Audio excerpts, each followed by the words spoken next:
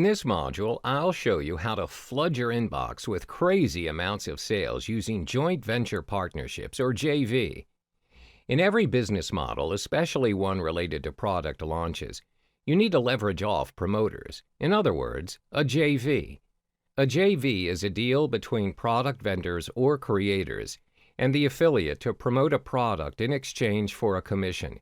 So, unlike traditional agreements, JV partners may enjoy several special privileges, like higher commission payout, early review access, and a degree of influence over your offer and product launches. So why should you consider having a JV to promote your launches and products? Well, which of these two offers more leverage? Scenario 1, you promote using 100% of your efforts, or Scenario 2, 1% of 100 people's efforts as they promote your product simultaneously throughout your product launch period. It's a lot better to have an army of affiliates promoting your product because you get a lot more leverage for less effort. Now that you've seen its potential, there are 5 top things to avoid in striking a potential JV partner. The first thing to do is not to approach a potential JV partner whenever he is busy.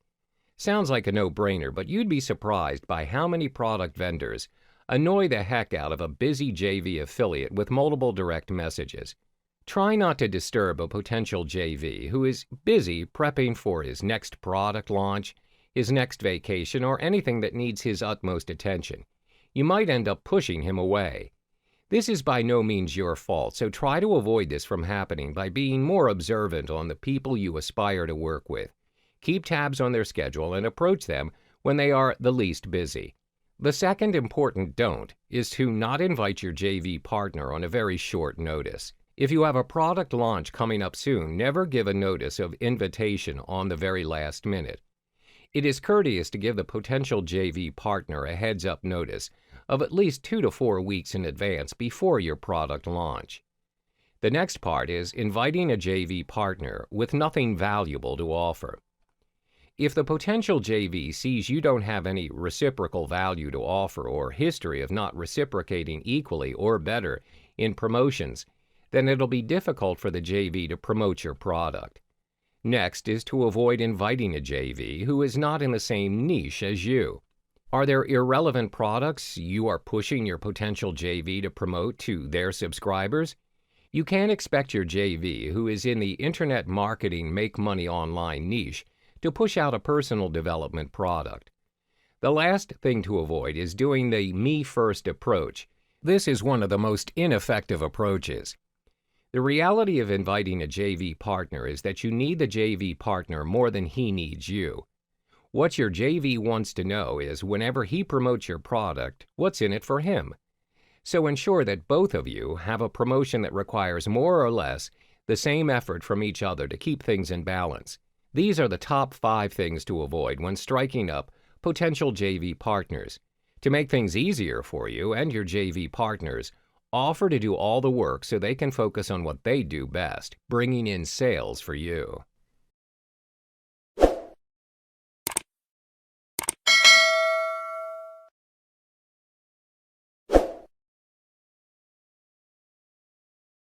In this module, I'm going to show you what you need to do during your product launch.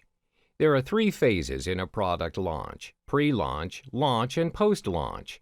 If you do not pay extra attention on the preparation, the pre-launch phase will either make you or break you. There are 4 things to take note of during the pre-launch phase, which is 1. Checking the completion and functionality of the products. 2. Conducting split tests. 3. Site testing. And 4. JV invites. Ensure that your product is completed before the launch. Make sure that it meets all the requirements and specifications of how you want your products to be.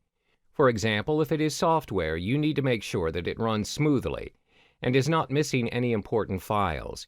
Ensure all of your download links are working. To play it safe, create mirror downloads as well. Next is conducting split tests.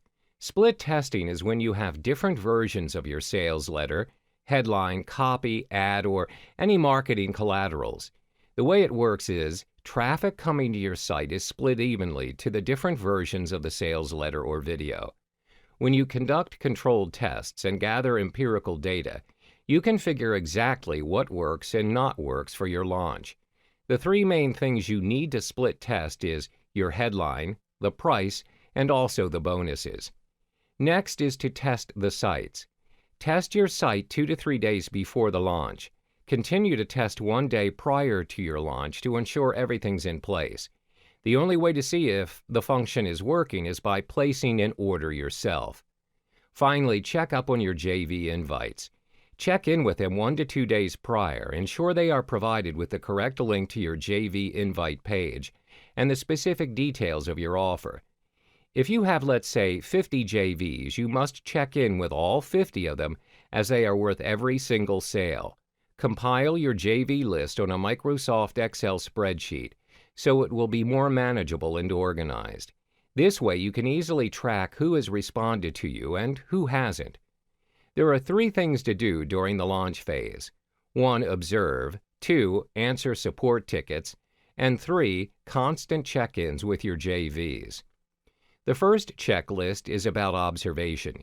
You need to once again check if everything's working on your side, from your website technicalities to the server, your sales letter, and most important, your product or service you offer.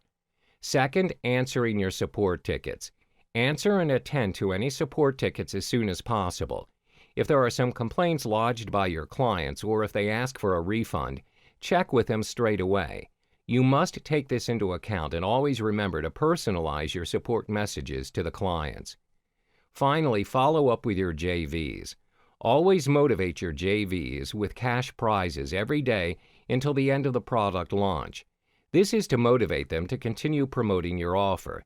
That's all there is to it. In the next module, I'll be sharing with you the steps you need to do during the post-launch of your products.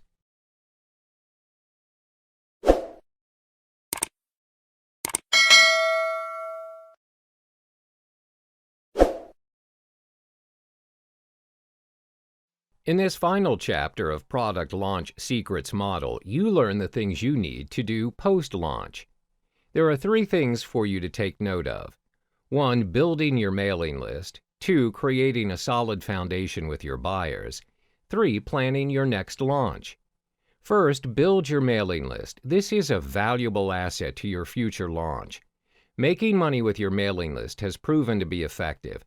If you have built your mailing list, you also have the opportunity to execute the following. 1. Continue to sell the dream by delivering valuable content and establishing trust. 2. Promoting and generating sales. That's why you're launching products and doing business. 3. Gathering testimonials and surveys to gather feedback. Next is to build a solid foundation with your list, and most important, get them to act. This is where you can make more and scale higher each time you mail your list. There are 4 important tips in sending out emails to your list after the product launch. 1. Congratulate your mailing list for going through and purchasing the course.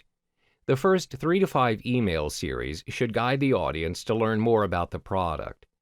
2. Don't just sell, sell and sell. Gain trust by offering value. Teach your audience something. Give them some secret tips. 3. Make them feel exclusive by being a part of your list. Always provide a call to action so they can respond. Finally, plan your next launch. This is the ultimate secret of internet marketing gurus to big paydays. When you continue launching products, it increases your presence in the market. It gives you a higher chance to become a market leader. That wraps up the business model for your product launch secrets. Good luck in your next launch.